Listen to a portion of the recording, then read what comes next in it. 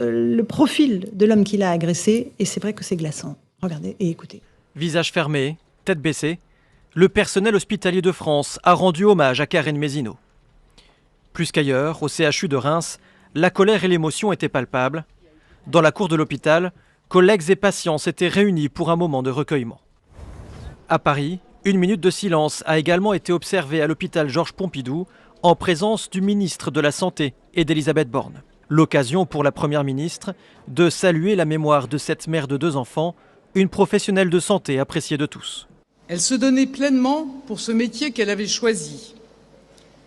L'énergie et la douceur, l'empathie et le professionnalisme, la présence toujours pour soutenir ses collègues, pour soigner ses patients.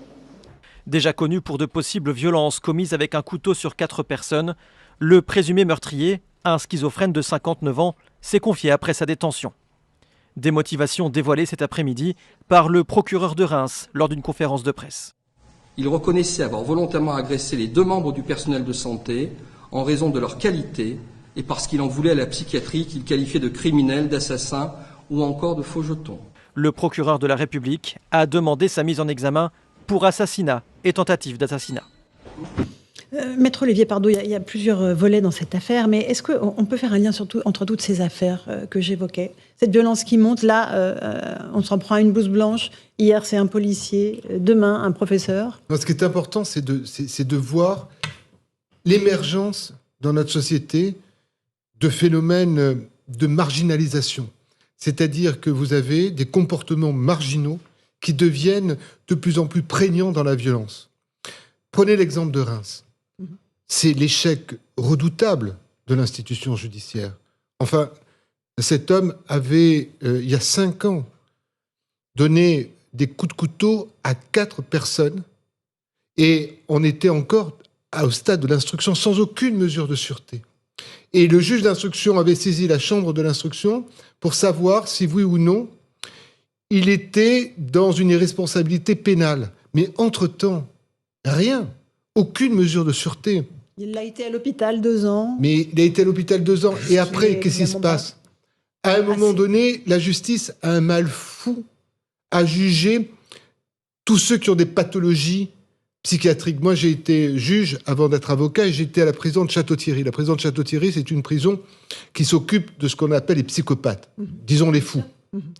Et je me suis rendu compte à cet instant-là combien la justice était incapable de traiter de ces questions-là. Pourquoi elle est incapable? Parce qu'il y a un vieux principe qui date, qui dit « on ne juge pas les fous ». Très bien, on ne juge pas les fous. C'est un grand principe puisqu'ils ont une abolition de leur discernement au moment des faits. Mais quid des victimes? Voilà, il y a une famille qui pleure sa maman. Et quid des victimes? Vous savez ce qui va se passer? Il va vraisemblablement y avoir un non-lieu. Quand vous entendez non-lieu et que vous êtes une victime, vous entendez quoi? Que les faits n'ont pas eu lieu. La France est une exception. Hein. Dans les autres pays, c'est le judiciaire qui va jusqu'au procès et qui, à un moment donné, décide de l'hôpital psychiatrique. Aujourd'hui, c'est pas ça. Le juge d'instruction ou la chambre d'instruction va décider de l'application de l'article 122.1, c'est-à-dire qu'au moment des faits, il était dans les responsabilités pénales, et le monde judiciaire sort. On rentre dans une démarche administrative. Mais dans la démarche administrative, qui disparaît? La victime. Elle n'est plus là. Et c'est, rappelez-vous Sarah Halimi. Sarah Halimi, c'était le symbole encore plus fort de cela. La vieille dame qui a été assassinée parce qu'elle était... là, c'était une consommation de drogue. Le deuxième problème que vous évoquez, c'est la consommation de stupéfiants. Là aussi, abandon de toutes les politiques. On a lutté contre l'alcool au volant. Il y a vraiment eu des éléments extrêmement forts. Mais les stupéfiants, on a abandonné. Enfin, à Paris, vous allez à la colline du Crac, vous allez voir ce que c'est. Et attention, hein, ça touche toutes les catégories. Toute la société et toutes les catégories sociales. Des plus aisés aux moins aisés. Sabrina Ahmed-Djeber, ce drame à Reims, cet ensauvagement de la société. Alors, on a l'impression qu'il est inéluctable, voilà, que rien ne l'arrive à l'endiguer. Alors, effectivement, il y a l'aspect politique où l'autorité ne fait plus foi en termes de politique et de conduite de politique à cet endroit. Mais il y a aussi une évolution, et je fais référence au mot décivilisation du président de la République, où on observe justement depuis quelques années des individus avec une structure névrotique, un surmoi, donc une conscientisation de l'intérêt général.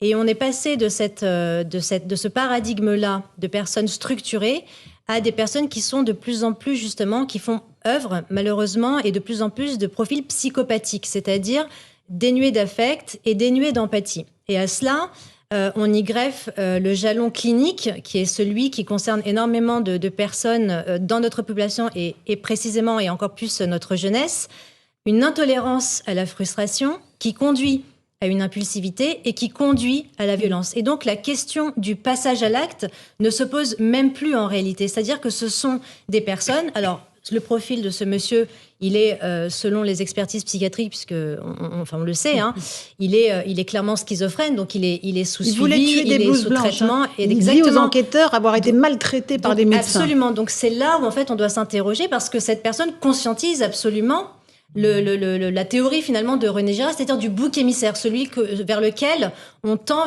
pour attaquer, pour voir même tuer la personne, puisque de toute façon on n'est plus animé d'affect et d'empathie et de considération de l'altérité. D'accord, ok. Karim Zeribi. Moi, je crois qu'il faut que nous puissions avoir un débat à la fois structurel et philosophique sur la justice. Il faut remettre la victime au centre de nos préoccupations. Je pense qu'on a trop oublié l'impact sur la victime, les conséquences, ce qu'elle pouvait vivre et le sentiment, d'abandon qui est le sien. Et moi, je pense qu'il faut revenir avec 2 piliers. C'est remettre la victime au centre, en toutes circonstances, et protéger la société.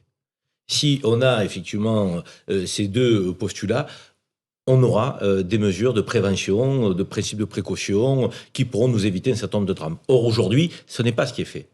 Aujourd'hui, on a des multirécidivistes, multiréitérants. Je veux dire, c'est ça la réalité. On a 50% des actes de délinquance, parfois les plus cruels, commis par 5% de récidivistes. Force est de constater qu'il n'y a pas de crainte de la justice. Il n'y a pas de mesure de protection de la société et de la justice. En tout cas, insuffisamment, en l'occurrence. Donc, moi, je pense qu'il faut rebâtir notre logiciel en remettant la victime au centre. C'est quand même la victime qui doit, à un moment donné, nous préoccuper.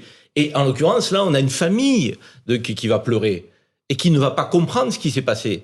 Parce qu'on n'aura pas eu le sentiment de protéger la société. On n'aura pas eu de mesures d'enfermement, de mesures d'éloignement, de mesures de contrôle de la prise ou pas de ce produit pour faire face à la psychiatrie. Et donc tout cela, il faut que nous puissions nous protéger mieux qu'on ne le fait aujourd'hui. Et ça, c'est vraiment, à mon avis, le sujet majeur. On va faire une toute petite pause. On se retrouve et je vous passerai la parole. On continue à évoquer ces violences qui montent dans la société. Le président Macron, ce matin, il avait son conseil des ministres.